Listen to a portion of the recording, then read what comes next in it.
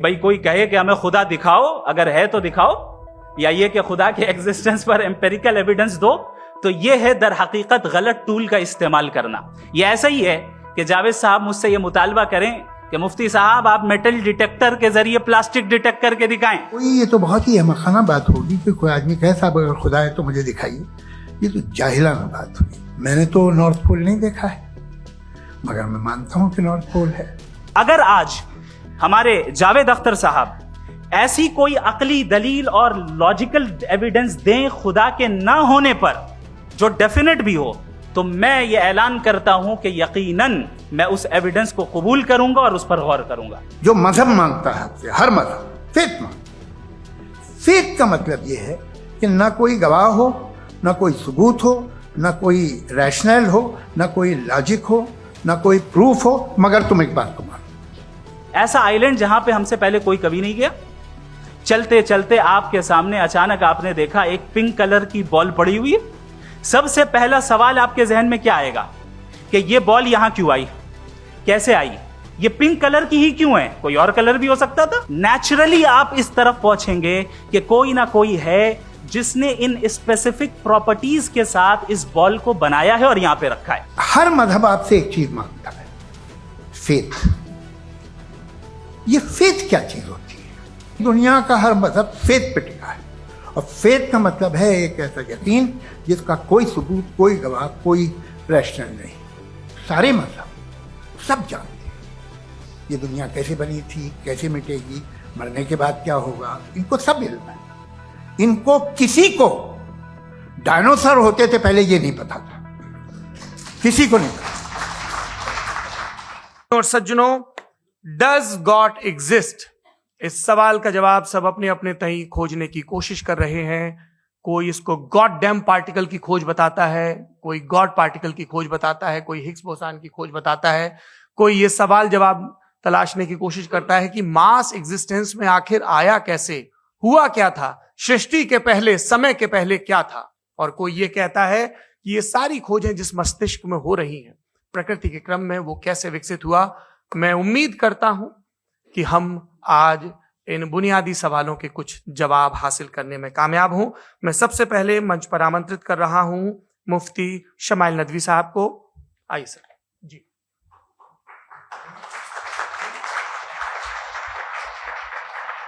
तमाम तारीफें उस क्रिएटर के लिए जिसने इस यूनिवर्स को एक मकसद के तहत पैदा किया है। रिस्पेक्टेड जनाब जावेद अख्तर साहब, मिस्टर सौरभ द्विवेदी और respected audience, thank you all for being here today. आज की डिबेट में चूंकि हम बात करने वाले हैं डज गॉड एग्जिस्ट के टॉपिक पर, तो ये एक ऐसा टॉपिक है जिसके मुताल्लिक कोई भी डिसीजन लेने के लिए अलग अलग स्टैंडर्ड्स हो सकते हैं।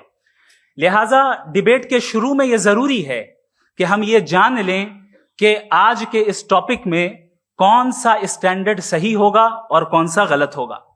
सबसे पहला स्टैंडर्ड जिसे मैं समझता हूं कि हमारे रिस्पेक्टेड जनाब जावेद अख्तर साहब बड़ी तेजी के साथ उसकी तरफ लपकेंगे, वो है साइंस। जबकि साइंस दर हकीकत खुदा के एग्जिस्टेंस को डायरेक्टली साबित करने या उसके एग्जिस्टेंस को डिनाई करने के लिए स्टैंडर्ड नहीं बन सकती। और उसकी वजह क्या है, ये मैं नहीं कह रहा, ये वो लोग कह रहे हैं जो साइंस के एक्सपर्ट्स हैं। नेशनल एकेडमी ऑफ साइंस कहती है science doesn't have the processes to prove और disprove the existence of God. Why? क्योंकि साइंस का ताल्लुक एम्पेरिकल एविडेंस से है, और एम्पेरिकल एविडेंसेस का ताल्लुक हमारे नेचुरल और फिजिकल वर्ल्ड से है, जबकि गॉड नॉन फिजिकल और सुपर नेचुरल रियलिटी है। लिहाजा नॉन फिजिकल रियलिटी को आप उस टूल के साथ नहीं चेक कर सकते जिसका काम फिजिकल रियलिटी को तलाश करना है। लिहाजा आज इस डिबेट में गॉड की एग्जिस्टेंस को साबित करने या उसे डिनाई करने में साइंटिफिक एविडेंस को एक्सेप्ट नहीं किया जाएगा। दूसरा स्टैंडर्ड हो सकता है रेविलेशन, कि रेविलेशन के जरिए हम यह साबित करें कि गॉड एग्जिस्ट करता है या नहीं। लेकिन यह स्टैंडर्ड भी आज इररेलेवेंट है। क्यों? क्योंकि रेविलेशन मेरे नजदीक सोर्स ऑफ नॉलेज है, वैलिड सोर्स ऑफ नॉलेज है, लेकिन हमारे जावेद अख्तर साहब के नजदीक ये वैलिड सोर्स ऑफ नॉलेज नहीं है। लिहाजा आज की डिबेट में मैं एक भी एविडेंस किसी भी मजहबी स्क्रिप्चर से नहीं दूंगा, ताकि जावेद अख्तर साहब के लिए वो अनएक्सेप्टेबल ना हो। तीसरा जो मेयार हो सकता है वो है ऑब्जर्वेशन, कि भाई कोई कहे कि हमें खुदा दिखाओ, अगर है तो दिखाओ, या ये कि खुदा के एग्जिस्टेंस पर एम्पेरिकल एविडेंस दो, तो ये है दर हकीकत गलत टूल का इस्तेमाल करना। ये ऐसा ही है कि जावेद साहब मुझसे ये मुतालबा करें कि मुफ्ती साहब आप मेटल डिटेक्टर के जरिए प्लास्टिक डिटेक्ट करके दिखाएं। अब चूंकि प्लास्टिक डिटेक्ट नहीं हो पा रही है, लिहाजा plastic does not exist. No, you are using the wrong tool. इस टूल से प्लास्टिक को डिटेक्ट नहीं किया जाता। लिहाजा मैं समझता हूं कि गॉड के एग्जिस्टेंस पर एम्पेरिकल एविडेंस का मुतालबा करना एक बचकाना मुतालबा है, और हमारे रिस्पेक्टेड जनाब जावेद अख्तर साहब इस स्टेज से अब बहुत आगे निकल चुके हैं। अब बचता है एक ही स्टैंडर्ड, और वो स्टैंडर्ड है अक्ल, लॉजिक, रीजनिंग। और यही वो स्टैंडर्ड है जिसके तहत गॉड की एग्जिस्टेंस को साबित किया जाएगा या गॉड की एग्जिस्टेंस को डिनाई किया जाएगा। लेकिन चूंकि ये बहुत इंपॉर्टेंट और सेंसिटिव टॉपिक है, इसलिए लॉजिकल आर्ग्यूमेंट भी ऐसा होना चाहिए जो डेफिनेटिव हो, इनडेफिनेटिव ना हो, जो 2 और 2 4 की तरह बिल्कुल वाजे हो, जिसे लॉजिकली रिजेक्ट करना पॉसिबल नहीं हो।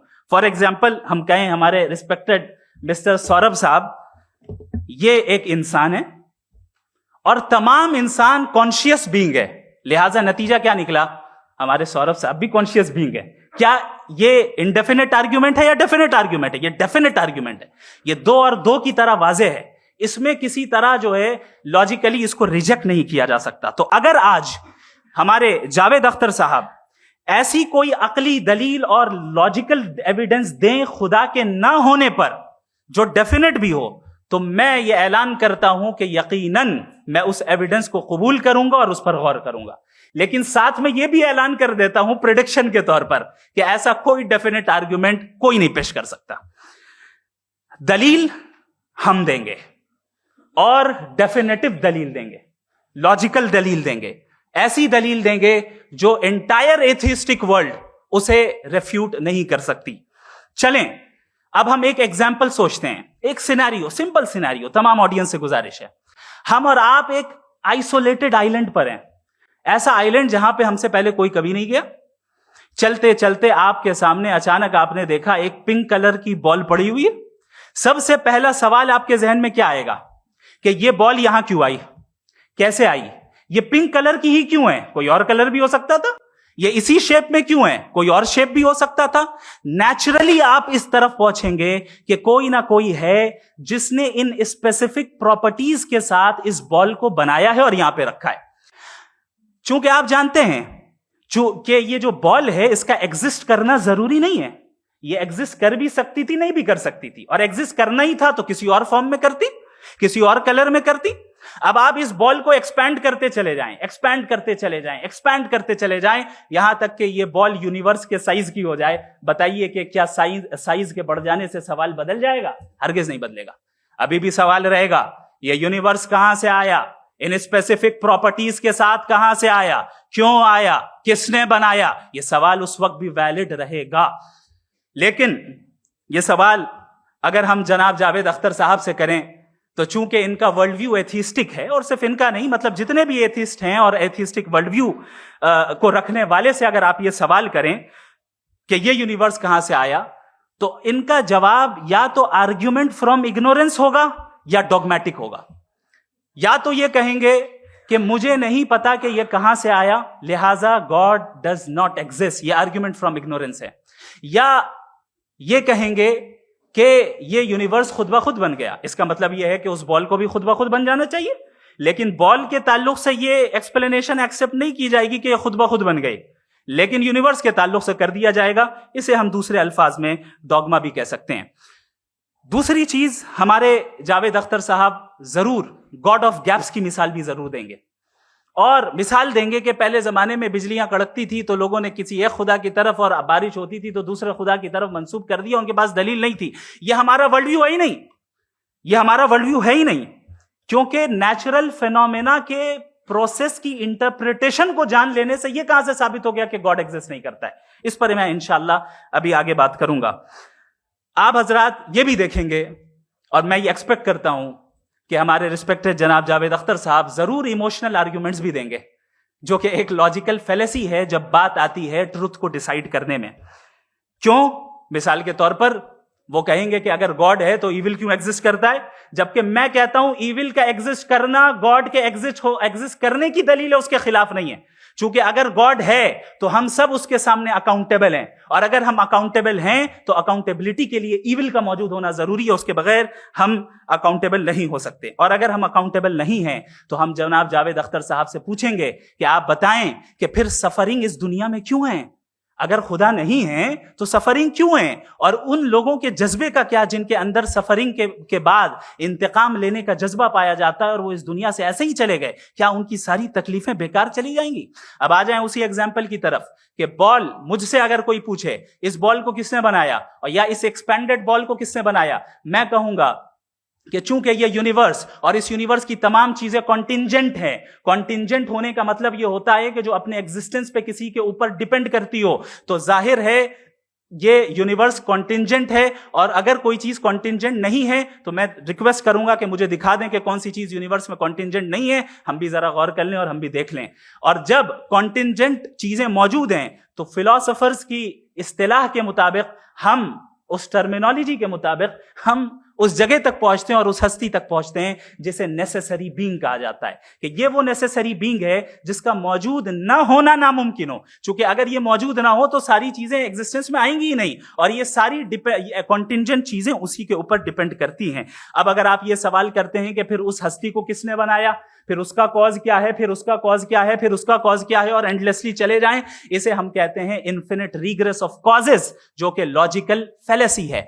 कॉन्सेप्चुअली इन्फिनिटी पॉसिबल है। मिसाल के तौर पे न्यूमेरिकल्स 1 2 3 गिनते चले जाएं, इन्फिनिट नंबर्स हैं। मैं कॉन्सेप्चुअली बात नहीं कर रहा, प्रैक्टिकली रियलिटी में साबित करके दिखाएं कि infinite regress of causes possible है या नहीं। अगर पॉसिबल है तो हम मान लेंगे, मिसाल दे दें, और पॉसिबल नहीं है तो एक ही ऑप्शन बचता है जिसे हम कहते हैं नेसेसरी बीइंग। ऐसी नेसेसरी बीइंग जो इंडिपेंडेंट है, क्योंकि अगर वो डिपेंडेंट हुई तो वो नेसेसरी नहीं रहेगी। ऐसी इंडिपेंडेंट बीइंग जो इटर्नल है, अगर वो इटर्नल नहीं होगी, उसकी बिगिनिंग होगी तो वो खुद कॉन्टिंजेंट है।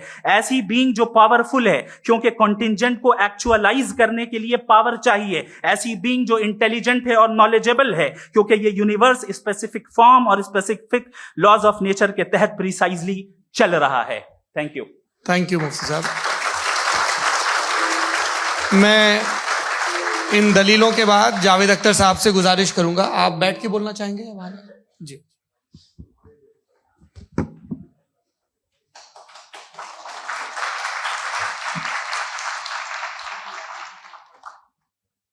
पहले तो मैं मुफ्ती साहब को एक अच्छी खबर देना चाहूँगा कि मेरी नॉलेज साइंस के बारे में बड़ी मामूली है, तो आप फिक्र ना करें उसकी, लेकिन कुछ कॉमन सेंस है मुझ में। देखिए, ये खुदा का तस्वुर कोई नया तस्वुर नहीं है, ये सदियों से रहा है। ये कुछ रिलीजन 3000 साल पुराने होंगे, 4000 साल पुराने होंगे, लेकिन इंसान कोई 10,000 12,000 साल से एग्जिस्ट करता है होमोसेपियन की शक्ल में, और हमेशा कुछ ना कुछ मजहब रहे। ये मजहब जाहिलों के नहीं थे, ये मजहब एक ऐसी ग्रीक सोसाइटी के थे जहाँ बड़े बड़े फिलोसफर पैदा हुए। ये मजहब इजिप्शियंस के थे जिन्होंने पिरामिड्स बनाए थे। ये रोमन्स के थे कि जिनका आर्किटेक्चर और सेनेट यानी पहली बुनियाद डेमोक्रेसी की, लिमिटेड थी मगर डेमोक्रेसी थी, ये उन लोगों ने किए थे।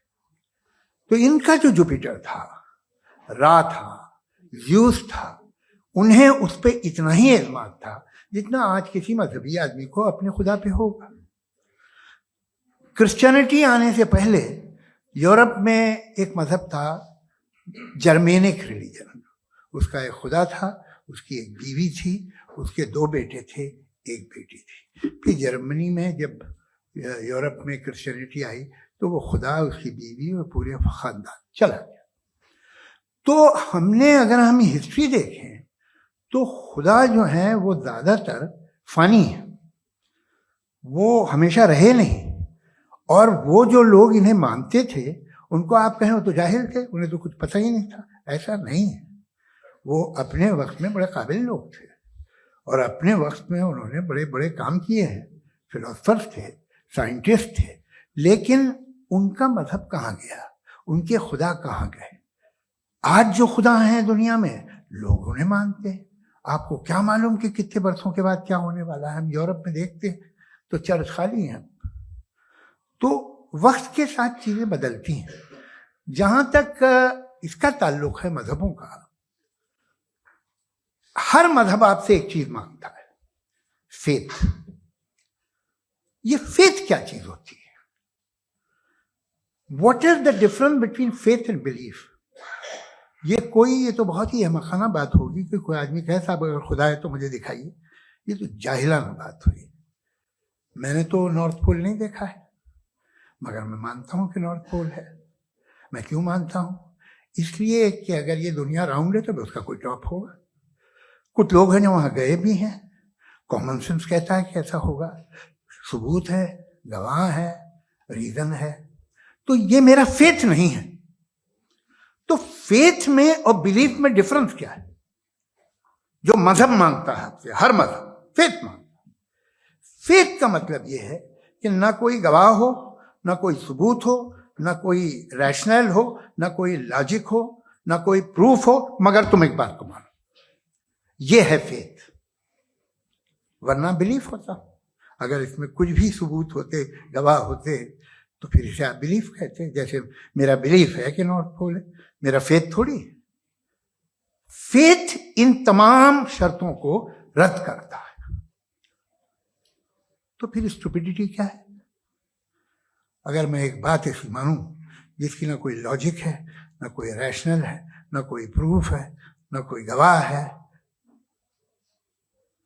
ना कोई सबूत है, और मैं उसे मानूं, तो ये स्टुपिडिटी हुई। इसे ही भाई कल को मैं यकीन कर लूं कि एलॉन मस्क जो है मेरा भाई है, तो मुझे इंतहाई खुशी होगी, सुकून भी बहुत मिलेगा मुझे। लेकिन और कहे भाई क्यों मानते हो, क्या सबूत है? भाई वो तो अमेरिकन है और तुम तो इंडियन हो, वो तो नस्ल अलग है, तुम्हें कभी मिले भी नहीं।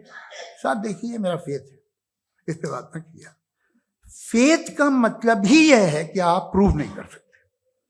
अगर आप प्रूव कर सकते हो तो फेथ की जरूरत ही नहीं, फिर तो आप बात करेंगे, आप कितनी बहस कर लीजिए। अल्टीमेटली दुनिया का हर मजहब फेथ पे टिका है, और फेथ का मतलब है एक ऐसा यकीन जिसका कोई सबूत, कोई गवाह, कोई रैशनल नहीं। अब आप ये कहें, क्या आप ये क्यों कह रहे हैं कि साहब ये कायनात किसने बनाई? कमाल ये है कि आपने बताया कि एक आइलैंड पे गए और एक बॉल देखी। आपने ये नहीं कहा कि आइलैंड किसने बनाया, आपको सिर्फ बॉल पे हैरत हुई। हमने आइलैंड पे हमने हैरत नहीं की, होते हैं आइलैंड। इसी तरह ये आइलैंड है, सितारे, ये गैलेक्सीज, ये सब आइलैंड हैं, खला में। हम उन्हें टेकन फॉर ग्रांटेड लेते हैं, हम पूछते नहीं किसने बनाए। आपने जजीरे के बारे में भी नहीं पूछा है। मेरी पैदाइश कैसे हुई? क्या मैं प्लान पैदा हुआ था? I was plan to be born, या एक लकी स्पर्म था जो किसी एक से चिपक गया? मेरी पैदाइश रैंडम। और इंसाफ जिसे आप कहते हैं, इंसाफ का तो नेचर से कोई वास्ता ही नहीं। जो आप कहते हैं कि एक दिन इंसाफ मिलेगा, इंसाफ is a human concept. Nature में कोई इंसाफ नहीं। अगर शेर हिरन को खा जाता है तो उसे कोई सजा नहीं मिलती। अगर एक आंधी आती है और हरे भरे पेड़ों को उखाड़ के फेंक देती है तो आंधियों की जेल नहीं होती है। नेचर में इंसाफ नहीं है, इसलिए मुझे नेचर को इंसाफ की जरूरत भी नहीं। नेचर तमाम एक है। अब हम कहें कि साहब ये देखिए जो मैंने खाना खाया था, ये मेरी आंख तो नहीं यूं कर दिया उसे, तो इसे सजा मिलनी नहीं। वो सिस्टम है, ऐसे ही चल रहा है।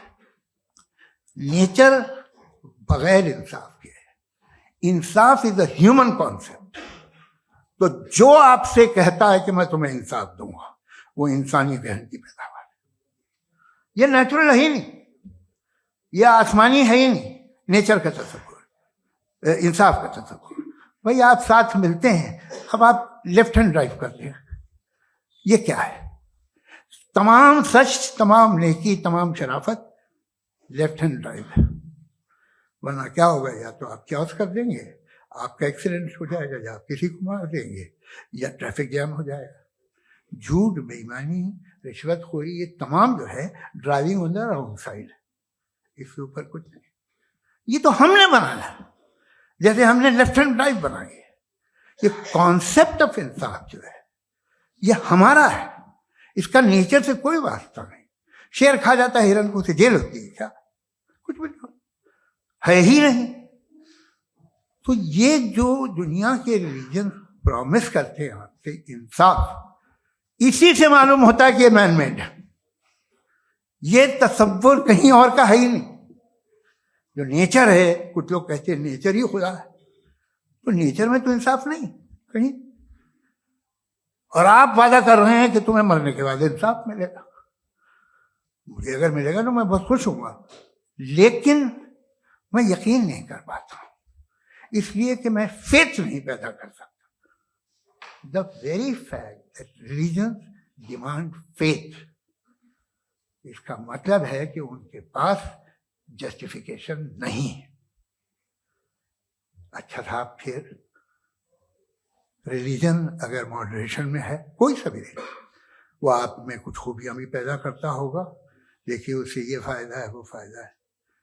अल्कोहल जो है वो ज्यादातर दवाओं में यूज होती है, और एक सर्वे किया गया था अमेरिका में कि लॉन्जेटिविटी किन लोगों की है, तो एक तरफ वो लोग थे जो शराब पीते ही नहीं थे, और एक तरफ वो थे जो एक बोतल शराब रोज पीते थे। सबसे ज्यादा लंबी उम्र उनकी है जो 2 पैक नाप के शराब पीते और खाना खाते हैं। मगर हम शराब को बुरा समझते हैं, मैं भी बुरा समझता हूँ। क्यों? ऐसा होता नहीं। कुछ चीजों में आदत होती है जो बढ़ती है। आज तक में एक आदमी दूध पीता है, आप 10 साल बाद भी मिलेंगे तो एक ही गिलास पीता होगा। ऐसा नहीं होता, सुबह से दूध पीता रहता है। मिल्कोहलिक मैंने नहीं देखे, अल्कोहलिक होते हैं। ये टेंडेंसी है मजहब की कि वो बढ़ता है, जैसे कैंसर बढ़ता है, जैसे शराब बढ़ती है। कुछ लोग होंगे जो उसे सही तरह से यूज करते। मुझे यकीन है कि हमारे मुफ्ती साहब भी उनमें से एक, इनसे बहुत खुशी हुई मुझे इनसे मिलकर। लेकिन कितने लोग हैं कि आज आप देखते हैं दुनिया में जो तबाहियां हैं, इनमें कितना हाथ है उन लोगों का जो बिलीवर कहते था मजहब ये नहीं कहता, ना कहता होगा, मगर जब ये मजहब पीते हैं तो ऐसे बिहेव करते हैं। थोड़ा सा अगर हो तो शायद बहुत अच्छी बात, लेकिन शराब थोड़ी सी नहीं रहती, उसमें टेंडेंसी है पहले। थोड़ा सा अगर 2-3 कैंसर के सेल हो ना बॉडी में तो आदमी स्लिम रहेगा, लेकिन वो 2-3 सेल नहीं रहते, वो मल्टीप्लाई होते हैं। जावेद साहब, टाइम पूरा हो गया। टाइम हो गया तो बस बात खत्म हो गई। अच्छा, मुझे कुछ और कहने को था भी नहीं। जी, मैं पहले जवाबी दौर के लिए इनवाइट कर रहा हूं मुफ्ती साहब को। Your rebuttal round 1, you have 7 minutes।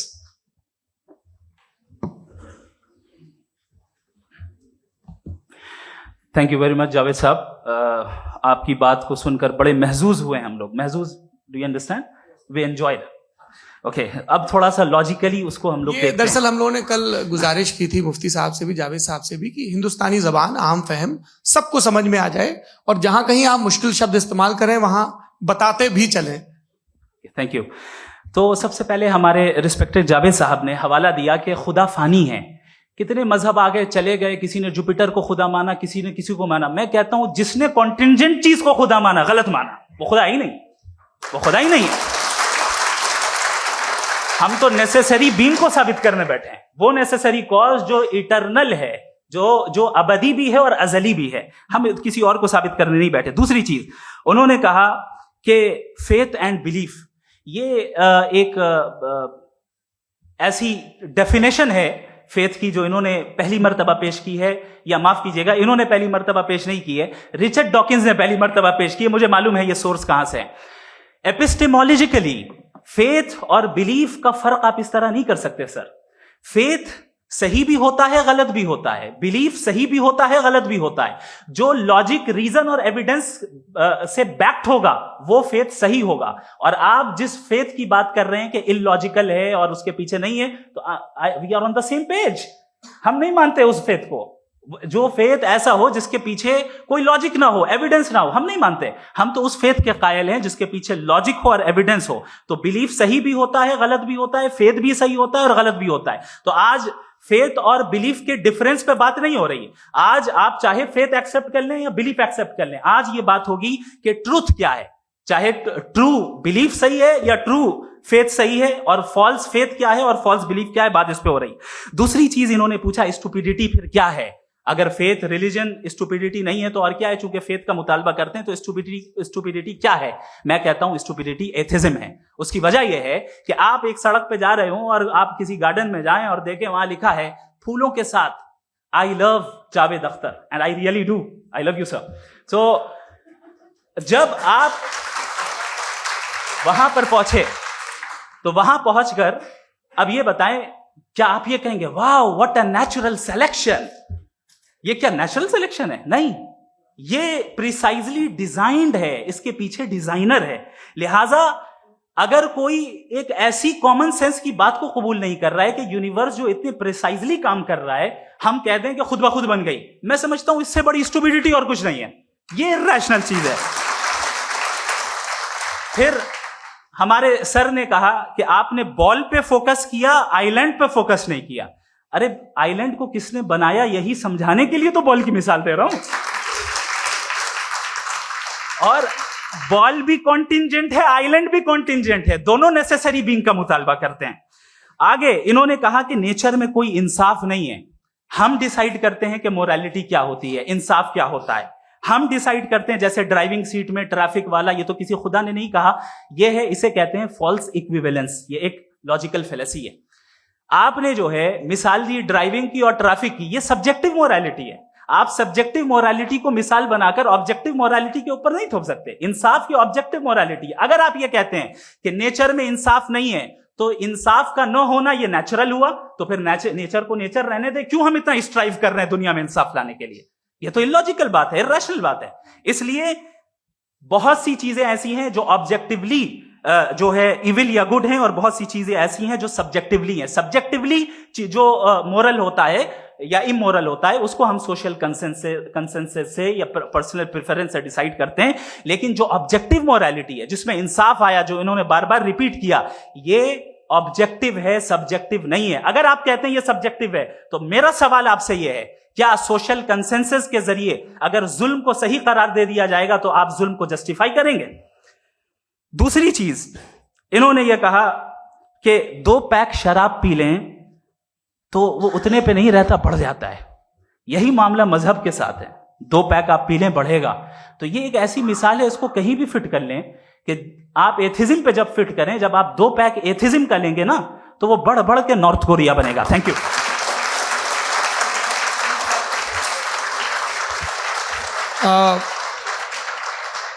First round के रिबटल के लिए मैं जावेद साहब को इनवाइट कर रहा हूं। आपके पास 7 मिनट का वक्त है, रीसेट कर दीजिएगा प्लीज। मुझे इस बात की खुशी है कि मुफ्ती साहब ने भी मान लिया कि नेचर में कोई इंसाफ नहीं है। तो कोई भी चीज़ जो इंसान ने नहीं बनाई है उसमें इंसाफ नहीं होता है। एक बात मैं आपसे अर्ज करूं, जरा पता लगा लीजिएगा, ये जो आप बाग में जाते हैं बेहद खूबसूरत फूल देखते हैं ना, इनमें से कोई नेचुरल नहीं है। ये सारे फूल क्रॉस करके बनाए गए हैं। जो जंगल में फूल होते हैं निहायत मामूली होते हैं। ये फूल इंसानों ने बनाए हैं। जो आप बाग में देख के वाह वाह कहते हैं, ये इंसानों के बनाए हुए हैं। डिफरेंट फूलों को क्रॉस करके, डेवलप करके, फिर क्रॉस करके इस तरह से बनाए गए। नेचुरल फ्लावर नहीं। किसी जंगल वीरान में जाके आप गुलाब के फूल नहीं देखेंगे। ये सब बनाए हुए इंसान ने, बहुत से काम इंसान ने किए हैं। बाकी है कि आपने मेरी एक बात का जवाब नहीं दिया, जिससे मुझे शिकायत है कि फेथ क्या है और आप फेथ मांगते क्यों हैं मुझसे? आप तो लॉजिकल हैं, आपके पास तो सारे रैशनल हैं, आपके पास सारे सबूत हैं, तो आपको फेथ की डिमांड क्यों करते हैं कि भाई तुम सरेंडर कर दो और सवाल मत करो? कोई मजहब सारे सवाल करने की इजाजत नहीं देता है और मना करता है कि ज्यादा सवाल ना करो, बह जाओगे तुम। आप क्यों रोकते हैं? हकीकत ये है कि इंसानी तारीख क्या है। इंसानी तारीख ये है कि दुनिया में दो तरह के लोग हुए हैं। एक वो जिन्होंने अपनी लाइल्मी की परस्तिश की है, दूसरे वो जिन्होंने अपनी इग्नोरेंस या लाइल्मी से झगड़ा किया है और मालूम किया है कि क्या है। ये जो आप कह रहे हैं, आज आप हैरान हैं कि भाई ये यूनिवर्स कैसे बनी। लोग हैरान थे कि सूरज डूबता है तो इधर से कैसे निकलता है। और आप एक कदम जाके हमेशा का मानने को तैयार है, एक कदम पीछे ही मान जाइए। भाई आप इसके बाद जाते हो, कहते सवाल ना करना कि ये कहां से आया, ये पावर तो हमेशा से हमेशा रहेगी। तो आप यूनिवर्स के बारे में मानने में क्या तकलीफ है? एक कदम पहले रुक जाइए। ये हमेशा से थी या नहीं थी हमें मालूम नहीं है। और ये कहना कि हमें मालूम नहीं है, कमाल ये है कि दुनिया के सारे मजहब सब जानते हैं ये दुनिया कैसे बनी थी, कैसे मिटेगी, मरने के बाद क्या होगा, इनको सब इल्म है।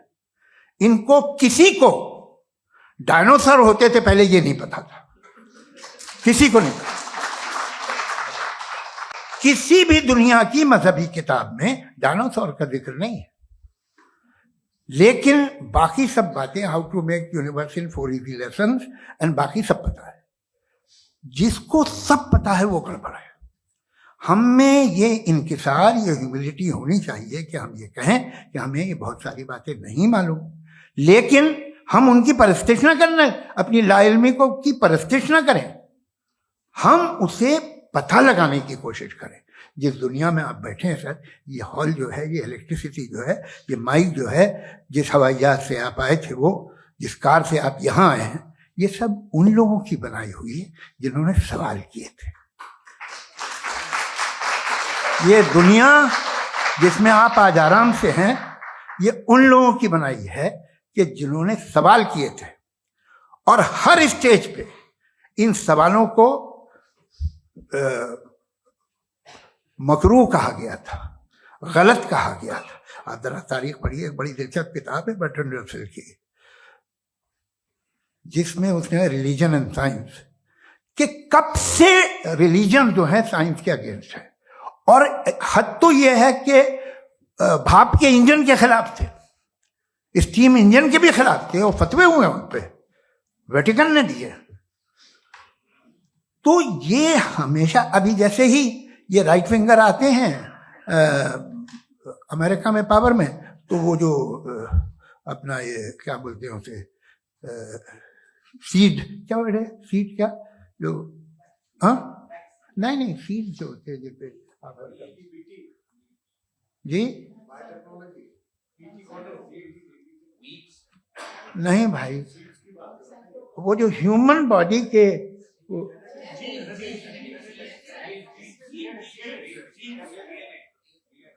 उस पर रिसर्च बंद हो जाती है, रिपब्लिकन नहीं करने देते। अरे भाई इतना डर क्या है तुम्हें? एक जमाने में बहुत नाराज थे ये सारे मजहबी लोग कि ये इंसान तो इंसान बनाने की कोशिश कर रहा है। आपको क्या तकलीफ भाई, बना ले तो बना लेने दो, ये खौफ क्या है? और ये सब आज जो आप कह रहे हैं नामुमकिन है, ये कैसे हुआ? मुझे एक किस्सा याद आता है। जब मैं 6ठी क्लास में था तो मैं मैथमेटिक्स में बहुत वीक था, तो एक टीचर रख दिया गया, उसने 1 2 3 4 5 6 7 तो सिखा दिया मुझे। वो दिन मैं भूल नहीं सकता हूँ मुफ्ती साहब, जिस दिन उसने ये बताया कि 1/2 क्या होता है और 3/4 क्या होता है। मुझे ऐसा लगा कि मेरा सर बीच से फट जाएगा। यह आदमी कह रहा है कि जो दीवार के अंदर जाओ वॉक करते हुए। आज हंसता हूं मैं इस बात पे। तो आज जो बातें आपके जहन से बिल्कुल परे है और आप हैरान होते हो उन्हें देख के, एक वक्त आएगा कि मामूली लगेंगे। और हुआ है, आपकी इंसानी तारीख ही है। इतनी जल्दी सारे फैसले आप मत कर लीजिए, थोड़ा ये ह्यूमिलिटी रखिए कि भाई ये हमें नहीं मालूम। ये कहने में क्या आ रहा है? ये यूनिवर्स कहाँ तक फैली, ये कब से है और कब तक रहेगी, हमें नहीं मालूम। आपने फैसला कर लिया कब बनी। ये आपके हिसाब से कोई 14 बिलियन ईयर बनी जो समझा जाता है। उससे पहले हजारों करोड़ों अरबों साल तक खुदा बैठा क्या कर रहा था? खामोश बैठा था, ऐसी जमाइयां ले रहा था। फिर उसे आइडिया है, यार एक काम करते, वक्त अच्छा गुजर जाएगा, यूनिवर्स बनाते। सोचिए, वो तो हमेशा से है ना, मगर यूनिवर्स हमेशा से नहीं है। ये तो बनाई गई है। और उससे पहले क्या था, इनका क्या काम था? कैसी बात है, ये बड़ा आसान है। जो बात हमें आज धीरे धीरे पता चली है, बरसों 2000 और 2500 साल पहले आपको किसी ने बता दिया कि क्या था, आप मान गए, और तब से वही मान रहे हैं जो 2500 साल पहले कहा गया था। सब कुछ बदल गया है, सॉल्व हो रही है चीजें। अभी साइंस बिल्कुल दावा नहीं करती, या कोई फिलोसफर ये दावा नहीं करता कि हमें सब मालूम, बल्कि वो कहता है कि हमें जितना मालूम होता है उससे ये मालूम होता है कि हमें कितना कम मालूम। तो हम अपनी जहालत से लड़े, उसकी परस्तिश न करें। जी, time. Thank you so much.